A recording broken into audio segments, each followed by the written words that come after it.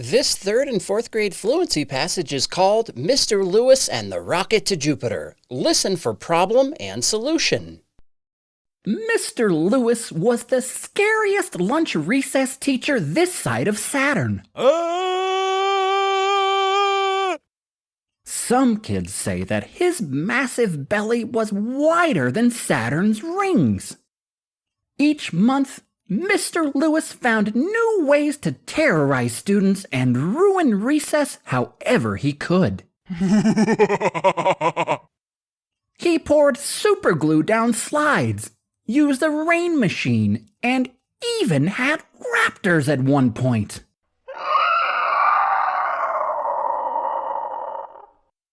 It always seemed to get worse each time.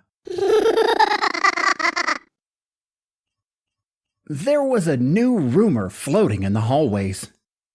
If it was true, the students would be facing their worst problem yet.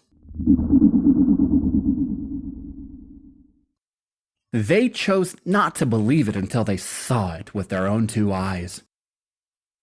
One rainy Monday, they headed outside for recess, and there it was.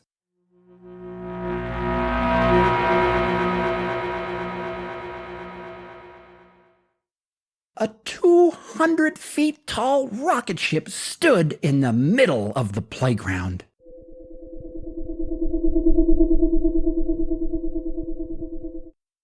Mr. Lewis was huge, but looked tiny standing next to it. Beside it was a large whiteboard. He made an announcement at lunch the next day.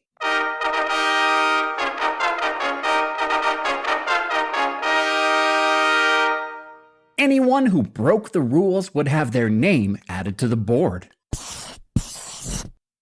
At the end of the month, all those kids were being shipped to Jupiter.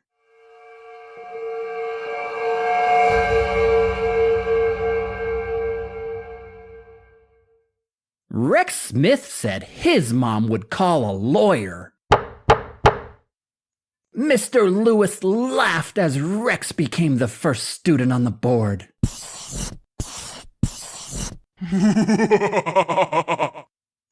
Tammy Smith wouldn't share her jump rope. She became number 2 on the rocket to Jupiter.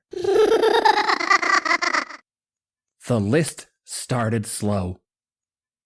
Day by day, more and more names were added to the flight.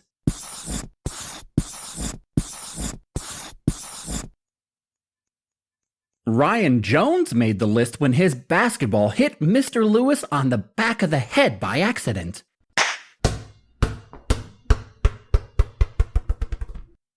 Ryan was too scared to go to Jupiter, so he held a secret meeting after school.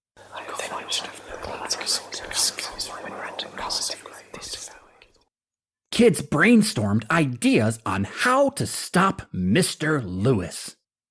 Will Thornburg had a great idea.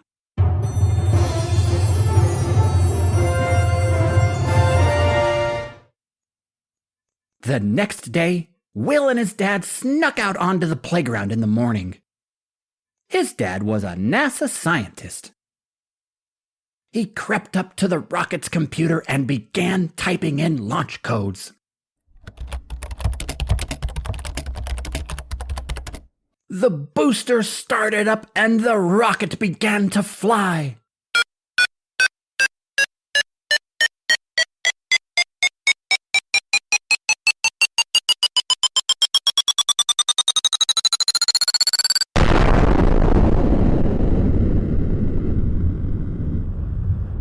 It was so loud, Mr. Lewis heard it and ran outside. He grabbed onto the rocket's tail and it carried him away.